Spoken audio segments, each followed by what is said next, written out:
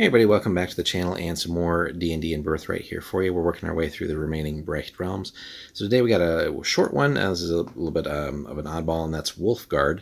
It's considered neutral, but it's not available for PC use, although it does take up 3 provinces.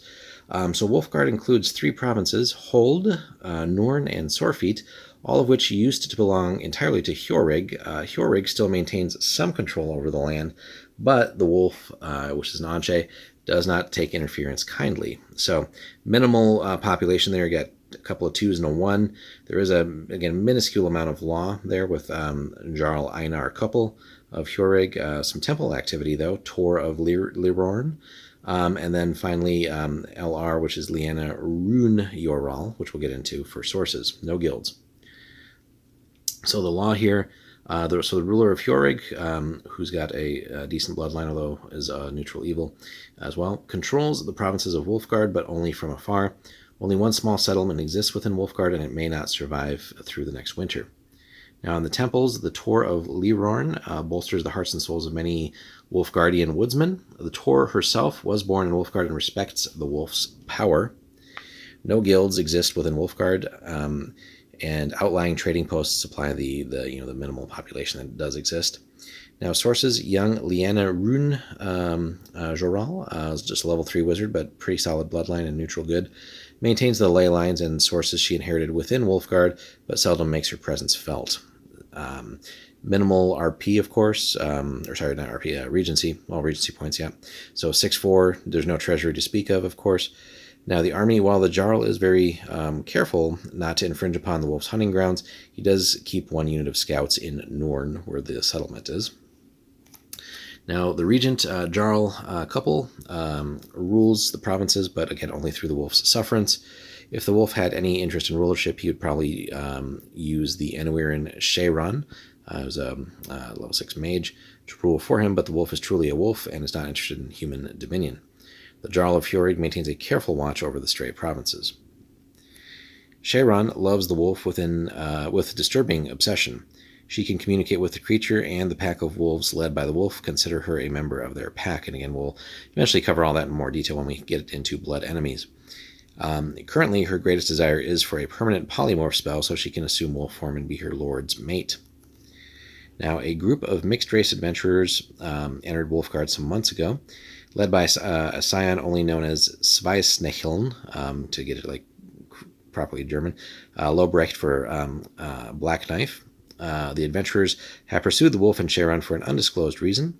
Rumor has it that, Sveisnecheln, who's got a neutral good alignment, sees the wolf as a perversion of nature and has taken on the personal quest of killing the creature and freeing, in quotes, Shayron. The Jarl of Hjorig gleefully supplies the group with gear and food, though the scion there hardly trusts the old raider lord for various reasons. Now, no one knows much about the other adventurers. One may be an elf or half-elf female carrying a legendary bow. Again, some cool adventure hooks there. DM's discretion on what that could be. Some say it fires blood silver arrows, which would be insanely powerful at hunting Anche, and is bound to her bloodline. Another may be an Enuiran or Brecht wizard trained in Kanasi, who has forsaken his oaths to the Kanasi wizards and now hides in the wilderness to escape their vengeance. So again, a lot of interesting plot hooks and adventure points that you could really work with as a DM. Now, nothing more is known of the party except that the group seems reticent around other adventurers and does prefer to stay in the wild rather than take a few days' ease in one of the northern cities. As far as our description of the realm goes, Wolfgaard's pine forests and rocky coastline make excellent hunting grounds for the wolf. In truth, this terrain protects the small human population as well. Jarl Einar sees little profit in controlling the land and seldom collects significant taxes from any of the provinces. The wolf seldom, if ever, preys on humans or humanoids in the forest, and his pack does the same. So kind of an uneasy balance there. The hunters and fishermen of Wolfgaard live relatively peaceful, if none too relaxing lives. Dangers other than the wolf also lurk in the mountains, but that could be said of anywhere in Cerelia. So, and that could be a point of sort of progressing with what really, if the wolf will continue to be there and thrive. Maybe it's something where the wolf even somehow needs protection from some of these other dangers out there. So there's different ways that we could, evolve the story one way or the other, or in some combination of that where, everything has to just get removed for the sake of the humans. If, somebody wants to really develop these provinces, maybe take it away from Hjorig, or if Hjorig does ever get overly aggressive someday, or whatever might happen with that adventuring party. So plenty of potential points there. So kind of a little bit of a sandbox of which way we want to go with that. Allies. The wolf may have a few allies in Hjorig. The Tor of Lurorn came to Hjorig years after the Jarl drove out or destroyed the Brecht nobility after the Battle of Lake Ladan. Despite her rough religion, the Tor preaches fairness and oneness with nature, and the wolf seems to be, despite the bloodline, a nature creature who is peaceful as long as he's not provoked.